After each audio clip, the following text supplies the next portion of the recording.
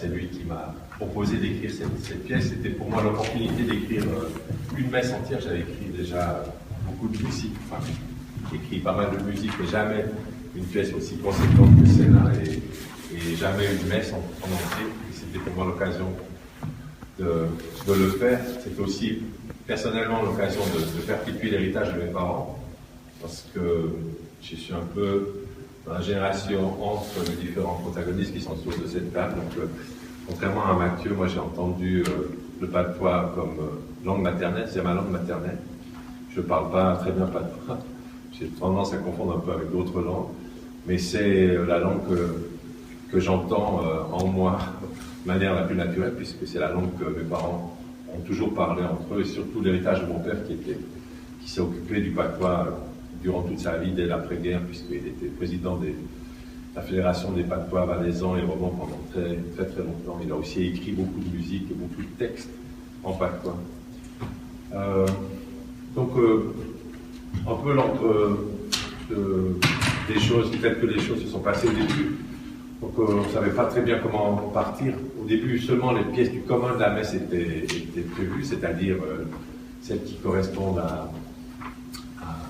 aux chants qui se disent et qui se chantent chaque dimanche de la même manière, avec le même texte. C'est des pièces qu'on appelle Kyrie Gloria Sanctus Benedictus Agnus Dei en latin et en grec. Puis ensuite, on a rajouté 3 pièces issues du propre.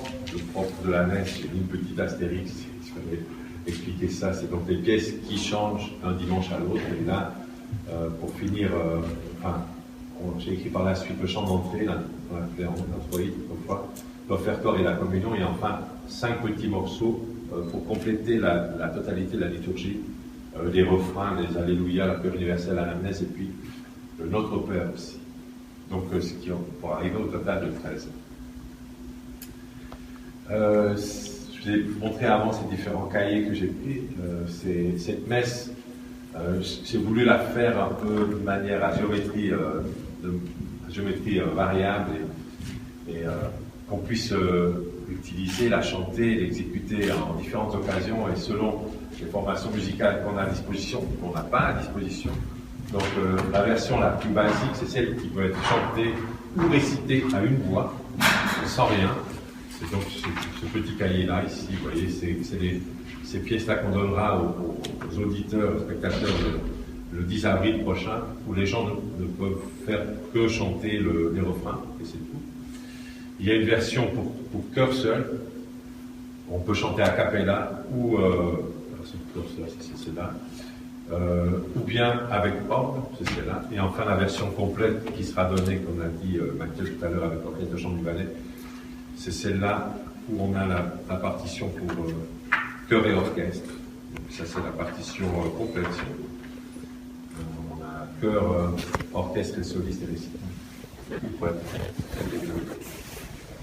Voilà, ça c'est les différentes versions.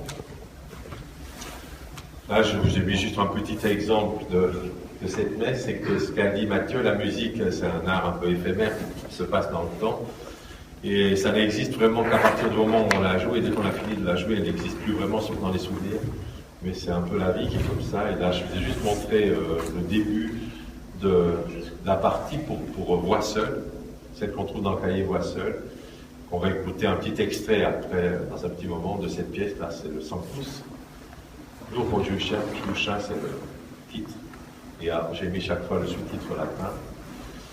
Ça, c'est la version pour chœur a cappella, Notre Père, nous Père, où on peut chanter a cappella. La première portée en haut représente les portées d'orchestre ou d'orgue, si on veut la faire avec accompagnement. Et puis enfin un extrait du Gloria, où vous voyez la partition complète, avec le chœur qui se trouve là, les 4 voix du chœur qui se trouvent là, je vais revenir un petit peu en arrière.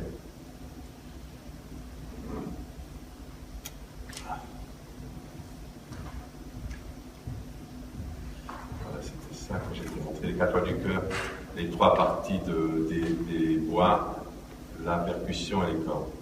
Ça, c'est la partition pour chœur et orchestre. Un extrait. Quelques mots maintenant sur le texte qui ont servi à la composition de cette messe. Donc ça, c'était vraiment une chose dont j'avais discuté longuement avec Bernard Vorner au début. C'était que je voulais absolument pas une traduction, parce qu'il y a beaucoup d'exemples de messes qui ont été écrites en pseudo-patois ou dans des langues sur lesquelles on a fait des traductions à partir soit du latin, soit à partir d'autres langues, plus souvent à partir du latin. Donc je voulais pas une traduction mot à mot latin patois ou français patois, mais vraiment une composition originale, c'est-à-dire une poésie originale. C'est ce que les auteurs du texte ont fait ici. Donc c'est une adaptation des textes liturgiques, mais c'est vraiment une création originale. C'est ça qui est vraiment très particulier dans cette messe, et c'est ça qui a servi à la composition de la messe. C'est vraiment la chose la plus importante, c'est comme on l'a dit tout à l'heure, c'est messieurs Raphaël Duchoux et Amédée Linda qui sont les auteurs du Kyrie et du Gloria pour Raphaël Duchoux et puis d'Amédée Linda pour toutes les autres pièces. Et tous deux ont écrit, donc comme je vous ai dit, ces pièces vraiment originales. Là, voilà, vous avez un petit exemple vous avez les deux langues en parallèle. Ça, c'est le credo.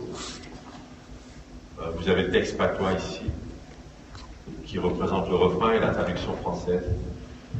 Ici, j'ai juste un petit extrait où vous avez le premier couplet, si on veut, en patois, et la traduction française qui est là. Aussi, avec le patois, le patois, c'est une langue parlée, une langue orale qui est assez difficilement codifiable par écrit, et il y a toujours eu beaucoup de discussions dès les années 50 pour savoir comment on écrit un certain nombre de choses en patois. Et voilà, là vous avez un exemple de ces petits textes avec la traduction française. Et voilà, c'est le petit extrait. Alors, comme a dit Mathieu, la seule personne qui sait à peu près comment les choses sonnent, c'est moi, pour l'instant. Et l'extrait, je n'ai pas pu engager ni un chœur ni un orchestre pour faire tout ça. Donc, c'est le son de mon ordinateur avec des hauts et des bas. Et même en 2016, eh bien, l'ordinateur fait toujours des sons qu'on présente comme merveilleux, mais enfin, ce ne sera jamais la réalité comme ça. Mais au moins vous avez un petit extrait. C'est donc le Sanctus.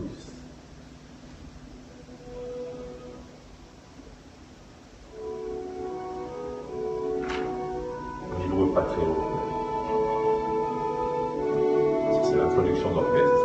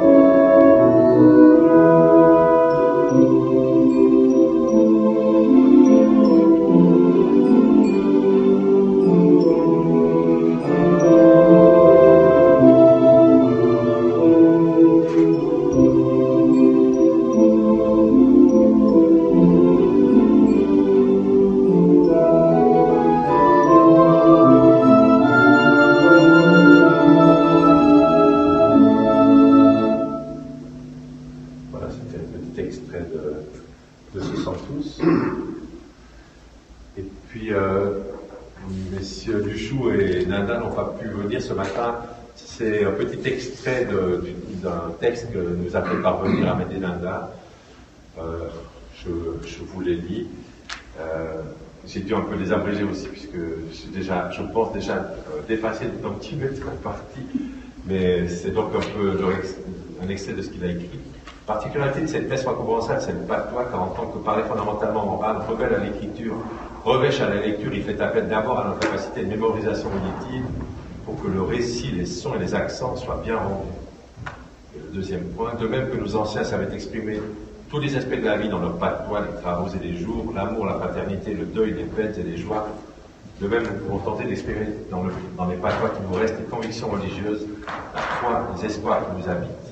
C'est l'ambition de cette composition qui nous fera faire un pas en avant, en nous offrant des chants et une musique qui devraient bien s'allier au caractère à la fois âpre, mélodieux et sonore des patois valaisiens. Ça, c'est un petit extrait de Amédée d'Inda. Et puis, d'abord, pour terminer, j'aimerais vous remercier de m'avoir écouté. Et puis, c'est un petit slogan qui m'a suivi et que j'ai essayé de suivre dans la composition de cette musique. C'était pourquoi faire tout ça? Eh bien, le but, c'est ce que j'ai écrit là, refléter l'âme et toucher le cœur.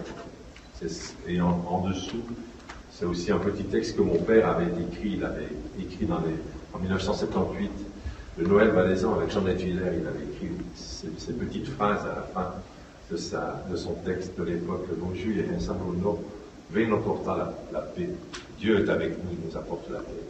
Voilà. Alors, merci. Merci beaucoup. Alors, on se réjouit déjà, nous sommes entrés déjà un petit peu dans l'esprit de cette messe. Vous êtes naturellement invités d'honneur. Vous avez accompagné ce matin, donc le 10 avril prochain, à la cathédrale de Sion à 17h. Également au Verre d'Amitié qui suivra, si vous avez bien compris le programme. Et maintenant, nous sommes à disposition, en particulier ceux qui ont travaillé. Je vous remercie beaucoup pour tout ce qui a déjà été fait. On se réjouit pour rentrer le 10 avril à la cathédrale de Sion. Voilà, merci beaucoup pour votre attention. Ces messieurs sont à votre disposition.